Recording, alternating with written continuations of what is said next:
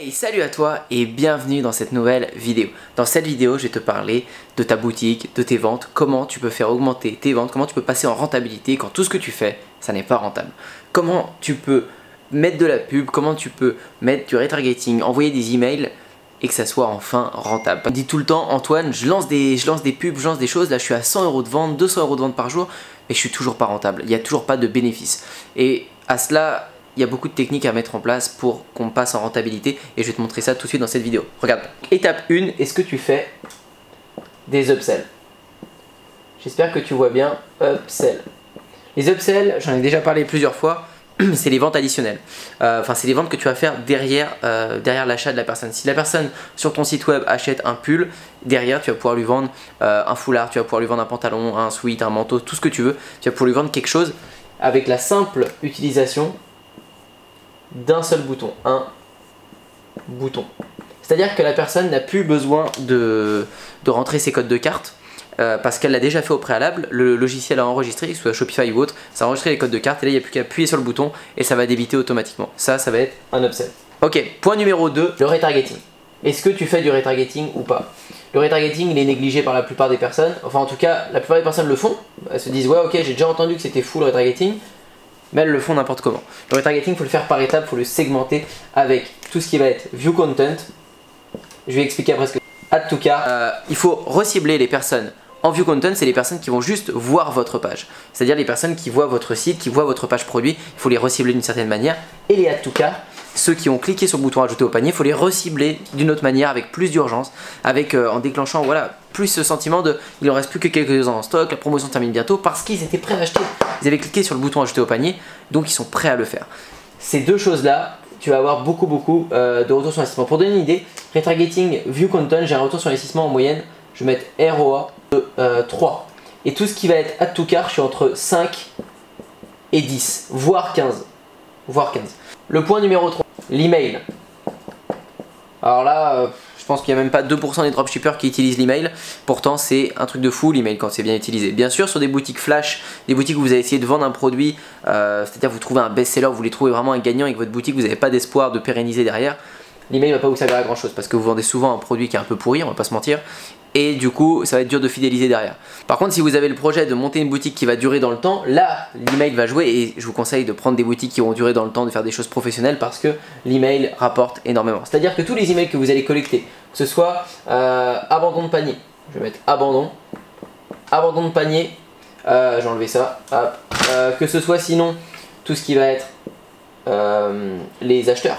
Tous ces acheteurs-là, il va falloir leur envoyer un email, on va dire, tous les 2 jours avec de la valeur.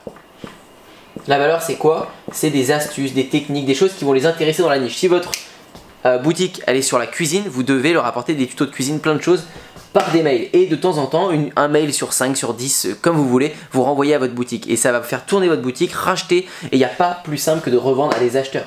C'est beaucoup plus dur de prendre du trafic froid avec de la publicité que de revendre à des acheteurs. Revendre des acheteurs, ils vous font déjà confiance. Si vous avez bien fait votre taf, ils vont kiffer ce que vous avez fait et ils rachèteront derrière grâce à des mails, grâce au retargeting aussi qu'on a vu avant, mais grâce aux mails.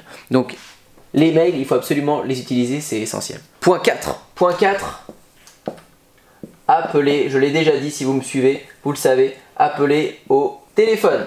Ça, tout le monde n'est pas fort là-dedans.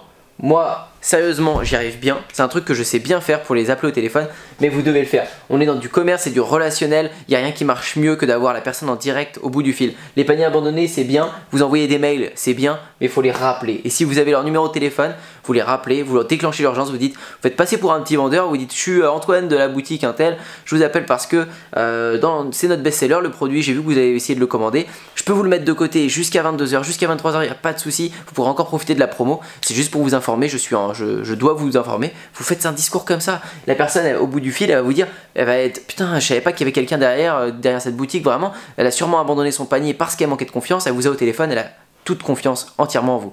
Donc, il faut rappeler les paniers. Vous allez passer aussi en rentabilité grâce à ça. Dernier point, et je finis là-dessus. 5e, audience. Et alors là, c'est un peu plus long, sauf que c'est ce qu'il y a de plus rentable parce qu'il n'y a pas de dépenses. Tout ce qui va être création d'audience à travers un groupe Facebook, à travers un compte Instagram et surtout une chaîne YouTube, il n'y a pas plus puissant. Vous allez fédérer une communauté, apporter de la valeur tous les jours, vous renvoyer à votre boutique dans la description. Vous allez voir que vous allez passer en rentabilité parce que vous n'avez pas de dépenses publicitaires. Vous dépensez 0 pour faire des vidéos YouTube, 0 pour faire un compte Instagram, 0 pour publier dans un groupe Facebook. Et donc ça rentre dans votre bénéfice. Et je peux vous dire que ça marche. Donc si on récapitule, point 1, je ne sais plus dans quel ordre je l'ai fait, hein, mais on va faire retargeting. Point 2, on a l'email. Point 3, on a téléphone. Rappelez au téléphone. Et je fais le point 4 là, sinon vous n'allez pas voir. Point 4, audience. Point 5, upsell. Bon. Retargeting, email, téléphone, audience, upsell. Si vous me faites tout ça à fond et vous me dites que vous n'êtes pas rentable, changez de produit direct. Changez quelque chose, vous ne faites pas les choses bien. Déjà, si vous m'avez créé une bonne audience avec une chaîne YouTube, etc., et que vous ne vendez pas et que vous avez des bonnes stratégies, c'est que vous vous plantez quelque part. Mettez tout ça en place, de l'email, du téléphone, de l'upsell, de l'audience, du retargeting. Mettez tout ça à fond et on en reparle après. C'est une bonne astuce que je vous donne là, prenez pas ça à la légère. Penchez-vous sur tous ces sujets parce qu'ils sont hyper bons à exploiter et sur chaque business, vous devez avoir tout cet écosystème mis en place. J'espère que cette vidéo t'a plu, j'espère que ce format de vidéo te plaît. N'hésite pas à me le mettre dans les commentaires, à mettre ton retour, dire ce qu'il faut que je change, ce qu'il faut que j'améliore, si je vais trop vite quand je parle, si je vais pas assez vite. Mets-moi un petit like, je te laisse t'abonner et je remercie encore et encore toutes les personnes qui prennent leur place pour la conférence e-com live qui va avoir lieu le 26 janvier à Bordeaux. Si tu n'as pas pris ta place, prends-la, c'est le premier lien dans la description, tu ne vas pas le regretter. Je t'assure que ça va être un truc de folie. J'ai prévu des choses, tout ça là, je vais en parler, mais dans mes business précisément, comment je mets ça en place dans mon business de surf, dans d'autres business, et je pense que ça va vraiment t'intéresser. Des stratégies, je parle jamais de ça, et je l'ai réservé uniquement pour cette première conférence. Tu le sais, je veux le faire dans toute l'Europe, je veux faire un truc de dingue, et la première pour moi elle compte vraiment.